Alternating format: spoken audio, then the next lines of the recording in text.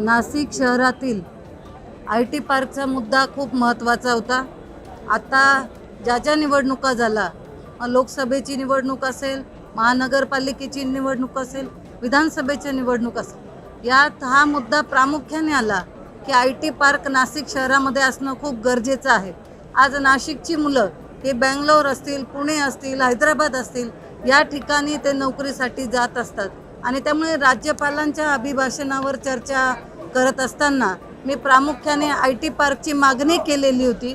आदरणीय देवेंद्रजी फडणवीस आपले मुख्यमंत्री यांनी आता उत्तर देताना जाहीर केलेलं आहे की 335 एकर जे आडगाव शिवारात नाशिकमध्ये आहे त्यावर त्यांनी IT पार्क प्रस्तावित होता, त्याला लागून 40,000 चौरस मीटर ही जागा महानगरपालिकेने आता अधिग्रहित केलेली आहे आणि लवकरच वास्तुविशारदाची नेमणूक केलेली आहे आणि अद्ययावत IT पार्क नाशिकमध्ये करू असं त्यांनी जाहीर केलेलं आहे। त्यामुळे नाशिककरांच्या वतीने मी आदरणीय मुख्यमंत्री देवेंद्रजी फडणवीस यांचं खूप मनापासून आभार मानते की आमच्या संपूर्ण नाशिककरांना त्यांनी एक मोठा दिलासा दिलेला आहे।